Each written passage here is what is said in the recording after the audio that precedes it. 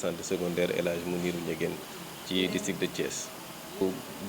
ñu commencé kàddu yi ci gërëm sëñ Mounirou parce que moom mooy kilifa dëkk bi donc bu nu weesoo gërëm ñu gërëm aussi bépp kilifa ak bépp suñu bàjjanu gox yi nga xam ni vraiment seen liggéey rafet na ci centre bi ci population bi ci sensibilisation donc Octobre Rose nag yàgg nañ ko fêter au niveau du Sénégal donc parce que santé moom fu mu nekk nii dañuy naan fagaru moo gën faju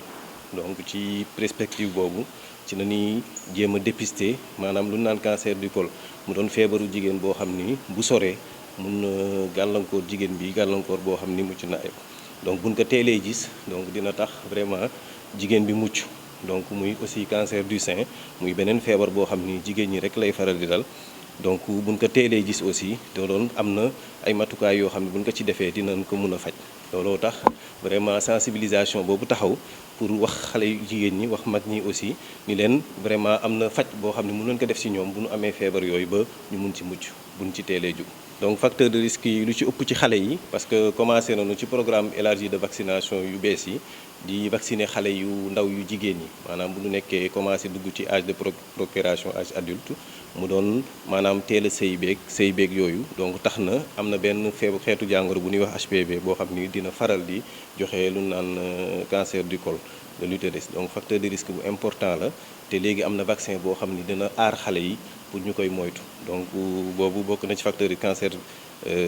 du col de l'utérus maintenant pour cancer du sein bi donc ay yéex a njur beeg yooyu yëpp da doon ay facteurs de risque yoo xam ni mun na ko joxe mais nit ki nu ngi koy moytoo mooy daal di jéem a palper sein am le plus souvent pour xool ndegam am na doñ ak am na yooyu wala di génne soow ak yooyu bu dalee xale bu jigéen bi mu war a teel a jug dem ñu xoolal ko pour moytu feetu jàngoro boobu. d'accord dans les recommandations yu njëkkee lu ñu doon wax mooy mu ëppee 40 ans le plus souvent xale bu jigéen bi da koy faral di dal mais léegi gis nañ ni ak l'inflation yu bees yi même am nañu xale yoo xam ni dañuy am 30 ans sax di am genre xeetu jàngoro boobu surtout cancer du sein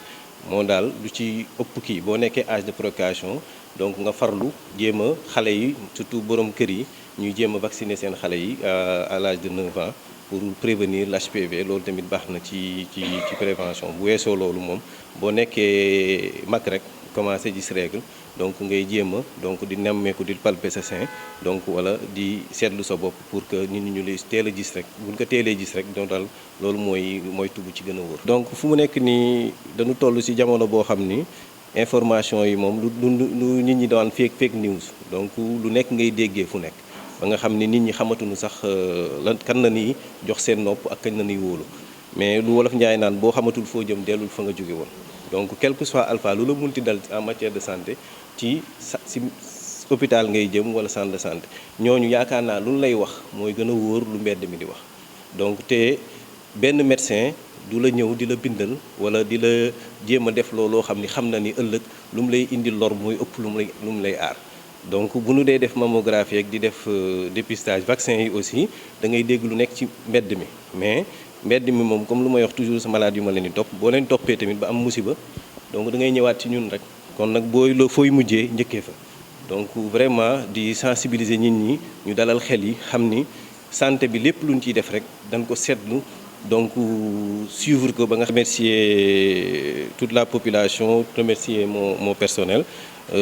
en commençant par le khalife général Sëñ Mounirou Ndiéguène donc pour dire que cette journée est un programme très important du ministère de la Santé et de l'Action sociale vraiment pour venir en aide donc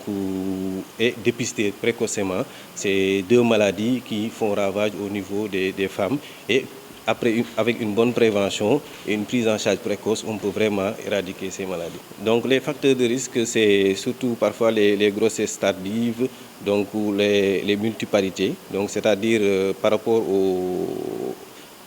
aussi au cancer du col surtout, donc c'est les affections génitales transmises comme le HPV, Human Papillomavirus, donc qui existe maintenant un vaccin qui fait partie du programme national élargi de vaccination pour des fillettes de 9 à 14 ans. Donc on a introduit dans le package du PEV pour vraiment prévenir cette maladie-là. Donc, et pour la prévention aussi, il faudra faire une palpation régulière du sein, donc surtout après 40 ans. Mais maintenant avec l'inflation, donc moi je préconisais à chaque femme, chaque fois qu'ils ont quelque chose d'anormal qu'ils ressentent au niveau du sein, à savoir des douleurs, des nodules ou bien un écoulement mammaire, de venir se faire consulter très tôt pour pouvoir dépister la maladie et pouvoir prendre en charge très précocement. Je l'ai dit tout à l'heure en Wolof, donc par rapport à ces informations qui circulent, donc on est à l'avènement des fake news, donc on entend de partout à travers le net, à travers les réseaux sociaux, des choses qui ne sont pas vérifiées. Et donc j'appelle à la population de retourner aux bases et de se rapprocher des médecins, parce que je ne pense pas que nous, personnel médical, on va mettre en danger notre population. Et le fait de faire ces vaccins va protéger donc vos fillettes à l'âge adulte pour éviter le cancer du col à travers une protection à l'infection à papillomavirus. Et aussi le fait de faire la mammographie va déceler très tôt le cancer du sein au stade où il y aura un traitement qui sera proposé, qui sera efficace, au lieu d'attendre que vraiment que le cancer soit métastasé, qui est beaucoup plus difficile à gérer et le pronostic est beaucoup plus... Asalaamaaleykum, maa ngi tudd Maguette Dione, donc am mbégte loolu ñëw fii tey ci Kër Mame El Hadj dans le cadre de l'activité de l'Octobre Rose et bokk ak ñoom journée bi ci xeex ñaari feebar yi nga xamante ni sonal na jigéen ñi muy cancer du sein ak cancer du col de l'utérus. Donc waaw ñu delluwaat am ci mbégte ñu ngi doon waxtaan ak personnel de santé bi, donc ñun personnel de santé la ñuy waxal, ñoom ñu waxtaan ak population bi. Donc waxtaan nañu ak sage-femme yi, waxtaan nañu également ak bàjjenu gox yi, waxtaan nañ ci point yu bëree bëri. Bokk na ci liñ fi développé mooy njariñu nampal, donc ñi nampal xale yi allaitement maternel exclusif bokk nañ ci li nga xamante ni mën naa aar jigéen ñi bu ëllëgee duñu def lii di cancer. Yu bëree bëri wax nañ ci nampal bi, nee nañu xale bu jigéen bi nga xamante ni war na toll ci am cancer, moo xam muy cancer du sein, su fekkee ne moom yaayam nampaloon na ko juróom benn weer yu mat, bi juróom benn weer yi jàllee mu nampal ko ba mu am fukki weer ak ñaar maanaam at, moom kat risque yi dina réduire de moitié. Donc pour vous dire que c'est important de donner le sein aux enfants, ça pourrait prévenir. Bonjour tout le monde, je m'appelle Maguette Dione. Donc c'est un honneur aujourd'hui et un grand plaisir d'être là dans les journées dédiées à la lutte contre le cancer du sein et le cancer du col de l'utérus, organisé au niveau du centre de santé Kër Mame El Hadj. Donc nous avons été bien accueillis par le médecin-chef, tout le personnel de santé, mais également les autorités locales, telles que le chef de quartier à nos côtés. Donc, et c'est vraiment une journée de partage qu'on a constaté que de bons messages de sensibilisation étaient véhiculés par les sages-femmes, donc auprès des femmes dans la prévention du cancer du sein et du cancer du col de l'utérus. Oui, le conseil c'est d'encourager, oui, comme l'a stipulé la sage-femme. Donc c'est important à toute femme d'allaiter, parce que l'allaitement maternel permet de prévenir en contrepartie le cancer du sein. Donc toute femme qui est en mesure d'allaiter doit donner son sein à son enfant, et ça a été prouvé par des études. Nous invitons nos sœurs, nos femmes et nos mères à observer ces recommandations. Alhamdulillah rabbil alamin, salatu wassalamu ala sayyidina Muhammadin wa ala alihi sayyidina Muhammadin wa sallim nabiyul ummi. Maa ngi tudd El Hadj Macky Ndiéguène, délégué de quartier Kër Mame El Hadj. Waaw, am mbégte bu rëy ak bànneex fekkee bis bu dool nii, ndax dañoo toll ci jamono bi nga xam ne prévention li ñuy wax fàggu moo gën faju, te journée octobre rose dafa waroon a doon toute l'année. Parce que tey li ma dégg fii tey, je pense que nit ñi war nañu bis bu jot ñu waxal leen ko, parce que am na ñoo xam ni xëy na bañuñu dañoo xamul. Donc am mbégte ak bànneex rek ñëw daje fi ak bàjjanu gox yi, le médecin chef ak partenaire bi nga xam ni mooy Thione, nga xam ni chaque année moom tamit mooy ñëw teewal service am, waxtaan ak nit ñi loo xam ni vraiment mën nañ ko jàpp ren ba déwén muy njariñ quoi. lancer leen un appel rek lancer ñëpp un appel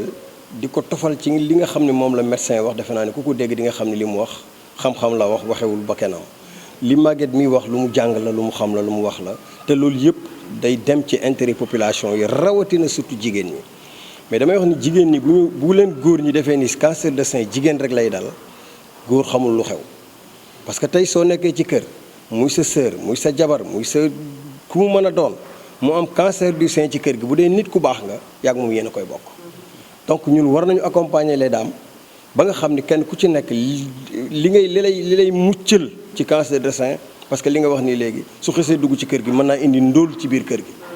parce que psychologiquement sax cancer de sein bu la dalee li ngay jëkk xalaat mooy sëg yi boole ko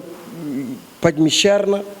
la mu àndal say mbokk kenn ku nekk di nga cotiser génne te du tax affaire bi sotti donc lépp li nga xam ni moom lay lancer appel mooy dégg ngeen yi nga xam ni moom la ñuy wax ni ku koy def yàlla mën na la ci musal mooy xale yi bàyyi leen tayal yi jigéen ñi nañu bàyyi tayal nañu nàmpal seen doom yi juróom benn weer yi ñu leen wax mais bëgg sa ween taxaw bëgg nga maintenir sa forme ba ngay jox sa doom ay eau minérale ak ay meewu nag ak ay meewu xar ak moo tax xale yëpp dañu mbëkkanteeg di dóorante xam nga boo xoolee léegi li xew génération bi boo ko xoolee da ngay gis ne xale yi ku ci xuloo sax sa waay wala boo dóor kii parce que meewu nag la ñuy nàmpal seen doom yi ku ci màgg da nga mbëkkee donc damay lancer un appel xale yu jigéen yi nanu def comme sunu yaay yi daan nañu am fukki doom mbaa lu ko ëpp te kenn ku nekk da nga daawoo nampal ay biberon da ngay nampale sa ween te li ñu la wax ni la nampal sa ween su fekkee ne ñaa ngi koy def yaa gën a moins risqué pour am bëri lu ñuy sensibiliser nit ñi xam nga dafa bëri yu fi jaar yoo xam ni benn borom xam-xam yi ci boppam ñi bokku métier bi kii moo naan dëgg la kii ne du dëgg mais man mi ci xamul dara damay jàpp sama jàngur du ma wóolu quoi mais su fekkee ne ni xam-xam yu mel nii génn na moo tax ma doon demander sànq major ak le médecin pour su fekkee ne ni mën nañu outiller les bàjjenu gox. ñu fal ñu kon ñun population bi lañ fi nekkal li ñu war mooy nañu taxaw di waxtaan ak population bi jege leen pour ñu mën a xam jàngoro bi nan lay dikkee ak nan lay def ci nit waaw loolu lañ bi ñu xamee ne mois de octobre tàmbali na ci la ñu tàmbali di leen wax ne octobre rose dinañ ko jàpp ci date bi nga xam ne mooy le 18 daal di sensibiliser nit ñi pour ñu war a mën a ñëw dépister wu ci kaw looloo tam ñu ngi xamal leen ne jàngoro bi bu duggee ci kër waxuma la nërmeel kër waaye daanaka gox ba sax dina ko nërmeel ndax dañuy am ñeewante kenn ku ci nekk yaa ngi xool kii li ko dal bu ma daloon lañ ci war a taxawe dañ ciy taxawaay bu mat sëkk nag di wax ñaax nit ñi gën leen a jege gën leen a xamal jàngoro bi nan lay def ci doomu aadama li muy def ci doomu aadama lu metti la lu diis la loo xamante ne itam nag man de am naa kenn koo xam ne feebar bi dal na ko waaye daf ko doon nëbb yàlla dogal xale yi gis ko daal di koy wax ci kër gi ñu wax ko borom këram waaye borom këram daf ci taxawaay bu mat sëkk lépp lu ci war itam ma ngi ci taxaw di ko ci def ba mi ngi sant yàlla bu baax a baax a baax am na keneen ku mu dalit koo xamante ne famille yëpp dañu taxaw ci loolu ba nëgëni si bàyyi wuñ ko abandonné wuñu ko defuñu ko dara ñu ngi taxaw ci wetam di ko accompagner di dalal xelam ku ko dem seetee itam yaa ngi dalal xelam ci xamal ko ne ko lii jàngoro la comme jàngoro yëpp dafa mën a wér